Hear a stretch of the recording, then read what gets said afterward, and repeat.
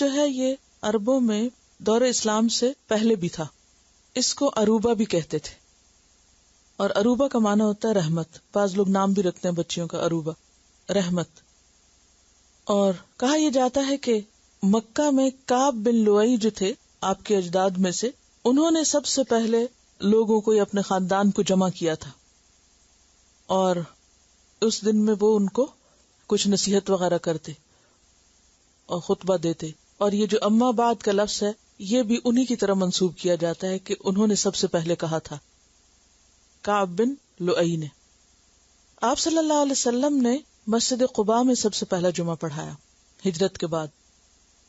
اور چونکہ مکہ میں تو کوئی موقع نہیں تھا، اس لیے اگرچہ جمعہ کا حکم آ چکا تھا لیکن مکہ میں باقاعدہ نماز جمعہ نہیں قائم کی گئی.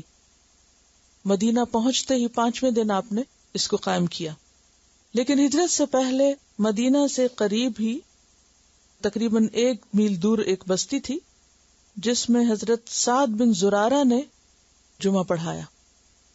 تو یا ایھا الذین آمنوا، اے لوگو جو ایمان لائے ہو، اذا نودی للصلاۃ من یوم الجمعۃ، جب جمعہ کے دن آذان دی جائے تو کیا کرو آذان سن کر. اور یہاں دوسری آذان مراد ہے جب امام خطبے کے لیے ممبر پر بیٹھ جائے. فسعوا الی ذکر اللہ، تو اللہ کے ذکر کی طرف چل پڑو. فسعوا کا لفظ جو ہے یہ سعی سے ہے، اور سعی کہتے ہیں کوشش کرنے کو، بھاگنے کو، دوڑنے کو، تیز تیز چلنے کو. لیکن یہاں پر جسمانی طور پر بھاگنے دوڑنے کی طرف اشارہ نہیں ہے، کیونکہ نماز کی طرف انسان کو سکون سے آنا چاہیے، وقار اور اطمینان سے آنا چاہیے.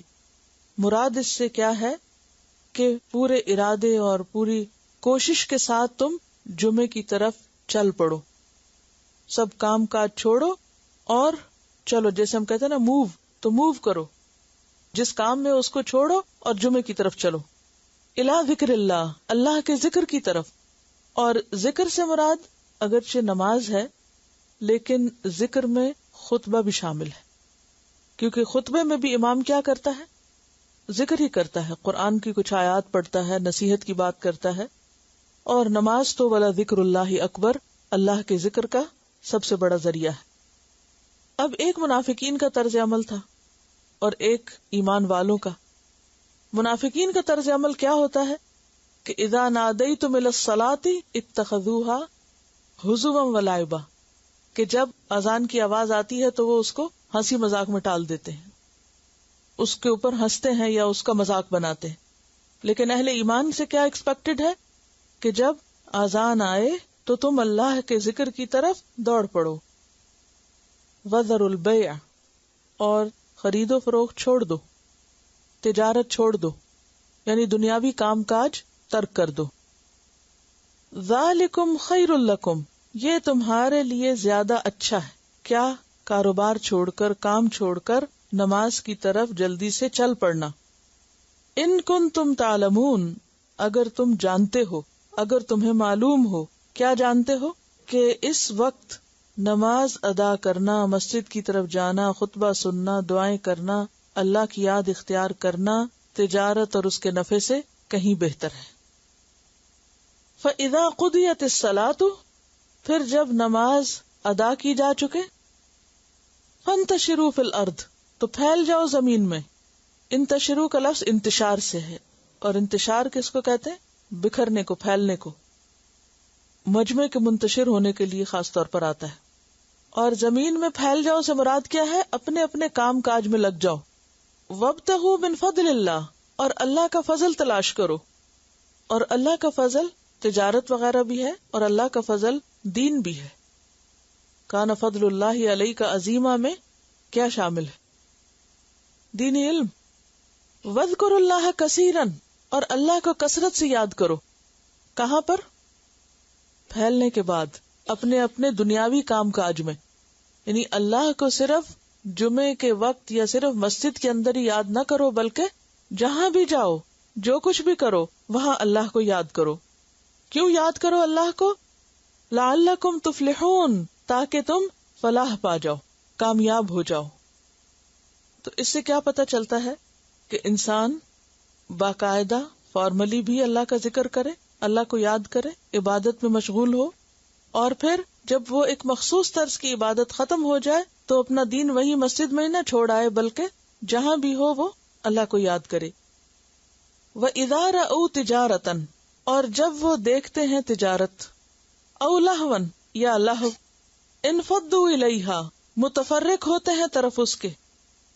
انفضوا کا لفظ فض سے ہے، فا ضاد ضاد، کسی چیز کو اس طرح توڑنا کہ وہ الگ الگ ہو جائے، شیشے وغیرہ کے ٹکڑے ٹوٹ کے الگ الگ ہونا، کسی چیز کے اجزاء کا پراگندہ ہونا، یعنی ایک مجمع ایک دم اٹھ کے جب ادھر ادھر منتشر ہوتا ہے تو اس کی طرف اشارہ ہے یہاں۔ تو دوڑ پڑتے ہیں اس کی طرف، وَتَرَكُوكَ قَائِمًا، اور چھوڑ دیتے ہیں تجھ کو کھڑے، خطبے کی حالت میں، خطبہ چھوڑ کر بھاگ کھڑے ہوئے۔ قل کہہ دیجئے، ما عند اللہ، جو اللہ کے پاس ہے، کیا یعنی ثواب اور اجر، اللہ کی بات سننے کا، اس پر عمل کرنے کا، خیرن، وہ کہیں زیادہ بہتر ہے۔ کس سے بہتر ہے؟ من اللہوی، کھیل تماشے سے، ومن التجارہ، اور تجارت سے، والآخرۃ خیر وابقی، واللہ خیر الرازقین، اور اللہ بہترین رزق دینے والا ہے، رازقین میں سب سے اچھا رازق ہے۔ اصل میں یہاں پر ایک خاص واقعے کی طرف اشارہ ہے جس کے پیش آنے کے بعد یہ صورت نازل ہوئی۔ آپ صلی اللہ علیہ وسلم جب ہجرت کر کے مکہ سے مدینہ آئے تو وہاں ایک بار سخت قحط پڑا، یعنی کھانے پینے کی اشیاء جو تھیں وہ کم ہو گئی، مقامی بازار میں نہیں ملتی تھی۔ اب ہوتا یہ تھا کہ لوگ دوسرے ملکوں میں جاتے اور وہاں سے چیزیں لے کر آتے اور ان کو بیچتے۔ تو دحیہ الکلبی ایک تاجر تھے، کچھ یاد ہے دحیہ الکلبی کے بارے میں؟ تو وہ ایک تاجر تھے اور وہ شام وغیرہ کے علاقے سے جا کر گندم، زیتون اور اسی طرح کھانے کی کچھ اور چیزیں لاتے اور آ کے مدینہ میں فروخت کر دیتے۔ اب ہوا یہ کہ اس مرتبہ جب وہ آئے تو یہ جمعے کا وقت تھا، اور وہ اس طرح کرتے تھے کہ جب شہر میں داخل ہوتے تو اعلان کرنے کے لیے اس قافلے کے آگے آگے طبل بجاتے، جیسے گھنٹیاں بجاتے ہیں، یا کوئی کسی بھی جیسے آئس کریم والا جو آتا ہے تو کیا کرتا ہے، ایک خاص قسم کی آواز نکالتے ہیں۔ اس کا مقصد کیا ہوتا ہے کہ لوگوں کو پتہ چل جائے کہ کون آیا ہے اور کس مقصد کے لیے۔ اب یہ ہوا کہ جمعے کا وقت تھا، آپ خطبہ دے رہے تھے، لوگ بیٹھ کے سن رہے تھے، قحط پڑا ہوا، کھانے پینے کو کچھ نہیں، اتنے میں وہ آواز آتی ہے تو صحابہ کرام میں سے کچھ اٹھ کے فوراً دوڑ پڑتے ہیں بغیر اجازت لیے کہ جا کے کچھ جلدی سے خرید لیں، کیونکہ اگر اب نہیں خریدا تو پھر اگلے قافلے کا انتظار کرنا پڑے گا، تو اتنے دن کیا کریں گے۔ بہرحال اب جو ہی وہ نکلے تو آپ صلی اللہ علیہ وسلم نے پوچھا کہ کتنے باقی ہیں لوگ، تو پتہ چلا کہ ایک عورت اور 12 مرد، اور باقی سب چلے گئے تھے۔ تو اس پر آپ نے فرمایا کہ اگر تم سب چلے جاتے تو مدینہ کی اس وادی میں آگ بہہ پڑتی، یعنی اتنا بڑا جرم تھا۔ لیکن بات یہ کہ صحابہ کرام انسان تھے، انسانی ضروریات ان کے ساتھ تھی، اور ابھی ان کی وہ تربیت نہیں ہوئی تھی، ابھی انہوں نے ان تمام چیزوں کے بارے میں پوری طرح جانا نہیں تھا، لہٰذا بر وقت اصلاح کر دی گئی۔ اور کیا کہا گیا؟ قل ما عند اللہ خیر من اللہو ومن التجارہ، کہہ دیجئے کہ جو اللہ کے پاس ہے وہ اس لہو، اور لہو سے مراد یہاں کیا؟ وہ طبل جو بجا رہے، ومن التجارہ، اور وہ جو بزنس ہوگا بعد میں، واللہ خیر الرازقین، اور اللہ بہترین رزق دینے والا ہے۔ تلاوت سن لیجئے، پھر کچھ اور باتیں انہیں۔ ویسے تو دن میں 5 دفعہ ہم نماز پڑھتے ہیں، اور مردوں کے لیے باجماعت نماز ادا کرنا ضروری ہے، اور باجماعت نماز دراصل کیا ہے؟ اتحاد کا ایک سبق، کہ دن میں 5 دفعہ ایک دوسرے کو جا کے دیکھو، ملو، سوشلائزنگ کا بہترین موقع، ایک دوسرے کو پہچاننے کا موقع، ایک دوسرے کی صلاحیتیں جاننے کا موقع۔ اکٹھے نماز ادا کرنے سے دلوں کا بغض بھی دور ہوتا ہے، اتفاق اور محبت آتی ہے۔ صفیں درست کرنے کا الگ اثر ہوتا ہے، اور صفیں خراب کرنے کا الگ نقصان بتایا گیا ہے۔ کیا کہ اگر تمہاری صفیں درست نہیں تو تمہارے دل آپس میں پھٹ جائیں گے۔ اور اس صورت کا اصل مضمون اور اس سارے پارے کی اصل جو تھیم ہے وہ کیا ہے؟ دین کی خدمت اور دین سے تعلق، اور اس کے لیے کیا ضروری ہے؟ اتحاد، اتفاق، اور اتفاق اور اتحاد کے لیے جو بیسک رول پلے کرتی ہے ڈیلی کی ایکسرسائز وہ ہے نماز، اور نماز میں پھر باجماعت نماز، اور پھر خاص طور پر وہ اتحاد کہاں پیک پر ہوتا ہے؟ جمعے کے دن، جمعے کی نماز میں۔ اور جمعے کی نماز دیگر نمازوں سے اس لحاظ سے بھی منفرد ہے کہ اس میں صرف نماز نہیں ہوتی، اس میں تعلیم بھی ہوتی ہے، اس میں خطبہ بھی ہوتا ہے، اور خطبے کی اپنی ایک اہمیت ہے، اور خطبہ باقاعدہ سننا اور پوری توجہ سے سننا نماز کا حصہ ہے، اور اس میں کسی کو اتنی بھی اجازت نہیں کہ کوئی کسی کو یہ کہہ کے خاموش کرائے کہ چپ ہو جاؤ، کیونکہ اس میں چپ ہو جاؤ کہنا بھی کیا ہے، دراصل لغو بات کرنا، ناپسندیدہ بات ہے۔ تو اس لیے اس سے یہ پتہ چلتا ہے کہ دین کی خدمت کرنے کے لیے مسلمانوں کا آپس کا اتحاد، اور پھر نماز میں اور اللہ کی عبادت میں اکٹھے ہونا، اور پھر تعلیم حاصل کرنا، یہ بے حد ضروری ہے۔ اور اس میں نماز نبوی کا جو باب ہے نماز جمعہ کے بارے میں، پیج نمبر 248 پر، اس میں یہ تمام مسائل موجود ہیں، اور یہ آپ کو یاد ہوگا کہ آپ نے ان کو پیچھے پڑھا بھی ہے، اور مزید ایک دفعہ اس کو آپ دہرا لیں، کیونکہ نماز جمعہ جو ہے اس کی اپنی بہت زیادہ اہمیت ہے۔ ایک موقع پر آپ صلی اللہ علیہ وسلم نے فرمایا، میرا جی چاہتا ہے کہ کسی کو اپنی جگہ نماز پڑھنے کے لیے کھڑا کروں اور جا کر ان لوگوں کے گھروں کو آگ لگا دوں جو جمعہ پڑھنے کے لیے نہیں آتے۔ یعنی اتنی شدت سے آپ نے اس بات کی تاکید کی کہ ان لوگوں کے گھروں کو آگ لگا دوں جو جمعہ پڑھنے نہیں آتے۔ اس سے اندازہ کریں کہ کس قدر اہمیت ہے نماز جمعہ ادا کرنے کی۔ پھر اسی طرح حضرت ابو ہریرہ اور عبداللہ بن عمر کہتے ہیں کہ ہم نے جمعے کے خطبے میں حضور صلی اللہ علیہ وسلم کو فرماتے ہوئے سنا تھا، لوگوں کو چاہیے کہ جمعہ چھوڑنے سے باز آ جائیں، ورنہ اللہ ان کے دلوں پہ ٹھپا لگا دے گا اور وہ غافل ہو کر رہ جائیں گے۔ حضرت جابر کہتے ہیں کہ جو شخص کسی حقیقی ضرورت اور جائز عذر کے بغیر محض بے پرواہی کی بنا پر مسلسل 3 جمعے چھوڑ دے، اللہ اس کے دل پر مہر لگا دیتا ہے، اور ایک اور روایت میں آتا ہے کہ اللہ اس کے دل کو منافق کا دل بنا دیتا ہے۔ یہ مسند احمد کی روایت ہے، مرفوع روایت ہے۔ ابن ماجہ میں آتا ہے کہ آپ نے فرمایا، آج سے لے کر قیامت تک جمعہ تم لوگوں پہ فرض ہے، جو شخص اسے معمولی چیز سمجھ کر یا اس کا حق نہ مان کر چھوڑے، خدا اس کا حال درست نہ کرے، نہ اسے برکت دے۔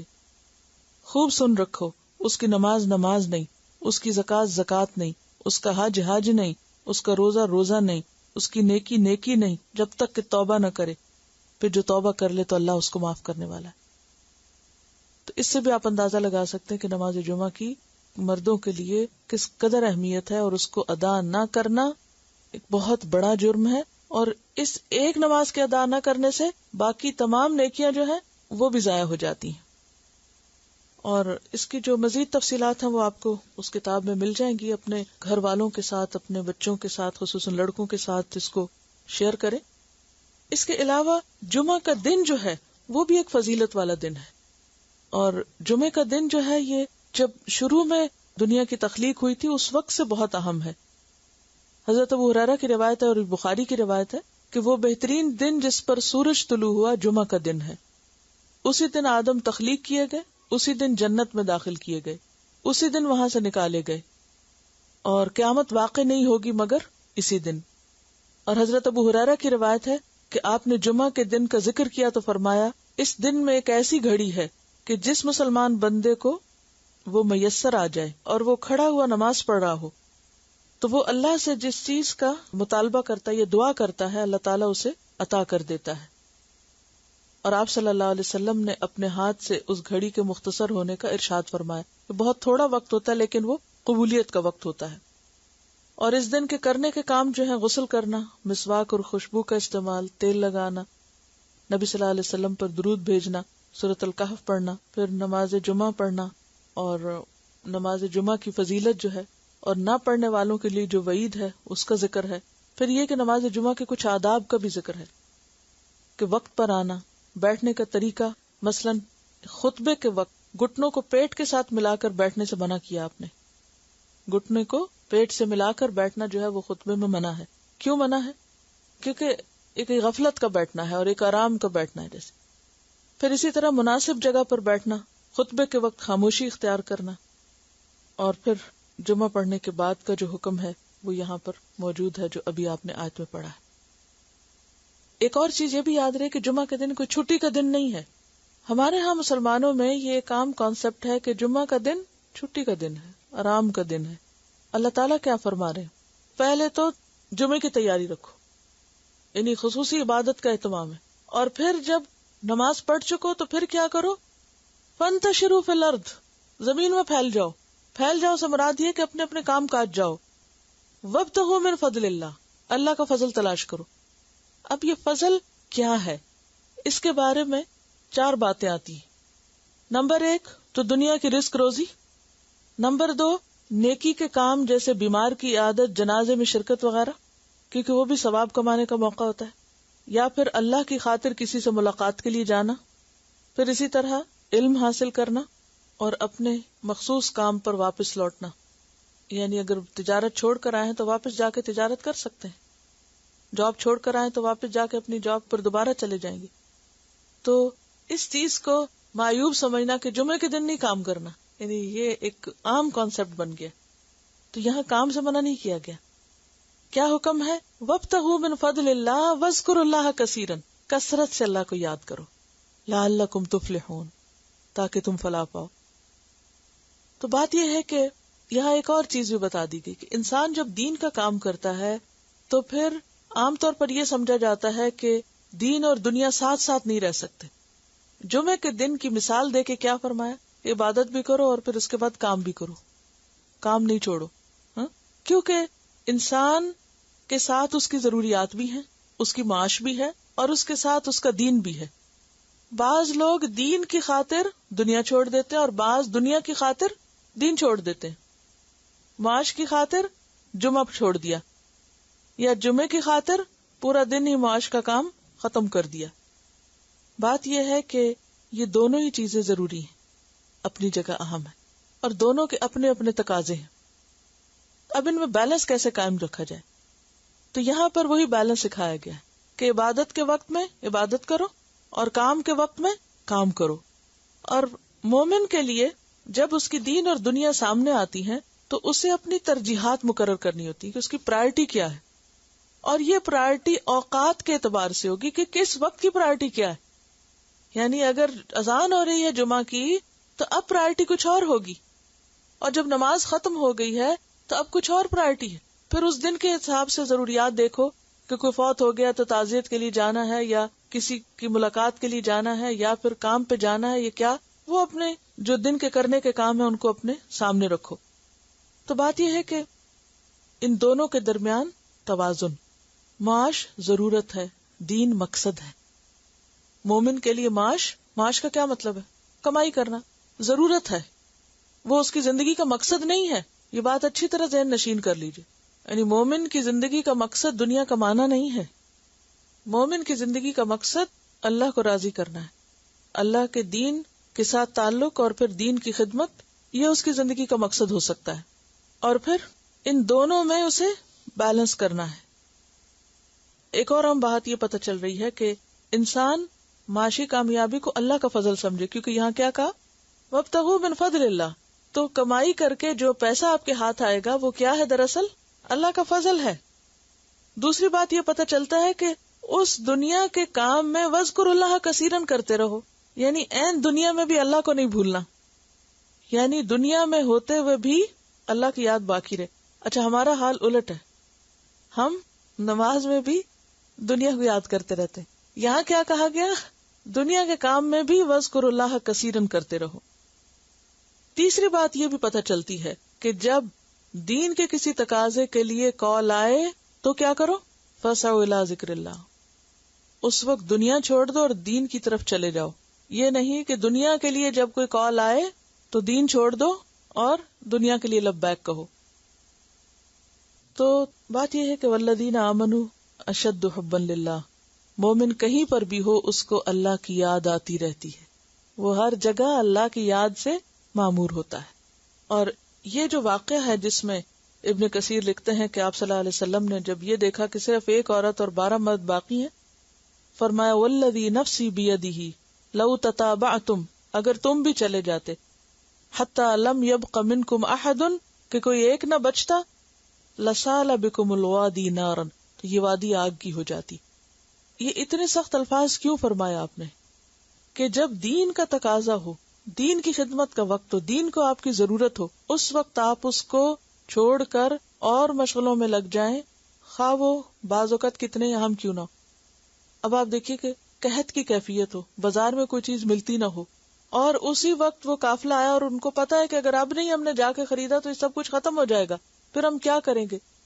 اتنی شدت کی ضرورت کے باوجود بھی کیا کہا گیا کہ نہیں، ابھی نماز نہیں ہو رہی تھی، خطبہ ہو رہا تھا. تو اس خطبے کو سننا بھی اتنا ہی ضروری ہے جتنا نماز کو ادا کرنا. لہذا اس وقت میں تم کوئی اور کام نہیں کر سکتے. ہم اپنے رویوں پر غور کریں. اچھا، ایک اور مشکل یہ ہے، یہاں پر خطبے کے لیے کیا لفظ آ رہا ہے؟ ذکر، ذکر اللہ. ہمارے خطبے کس کے ذکر سے بھرے ہوئے ہوتے ہیں؟ دنیا کی سیاست. یہاں بھی بعض اوقات آپ دیکھیں کہ دنیاوی پہلو چھایا ہوا ہوتا ہے اس اصل پہلو کے اوپر، خاص طور پر فنڈ ریزنگ کی باتیں اور جو اناؤنسمنٹس اور اس طرح کی چیزیں ہیں کہ آپ سلام پھیرتے نہیں تو اسی وقت دنیا کی باتیں شروع ہو جاتی ہیں. یہاں کیا کہا جا رہا ہے کہ وہ ایک ذکر ختم ہو تو دوسرے ذکر کی طرف بڑھو. تو بات یہ ہے کہ جمعے کا دن روحانی ترقی کا دن ہے، ایمانی ترقی کا دن ہے، علمی اور ذہنی طور پر اپنے اپ برنگنگ اور اس نشو نما کا وقت ہے. اس وقت کو اس کا پورا حق دینا چاہیے، اور اس وقت میں کوئی بھی اور کام نہیں کرنا چاہیے، چاہے وہ کتنا ہی اہم کیوں نہ ہو. وآخر دعوانا ان الحمد للہ رب العالمین. سبحانک اللہم و بحمدک، نشہد ان لا الہ الا انت، نستغفرک و نتوب الیک. السلام علیکم و رحمۃ اللہ وبرکاتہ.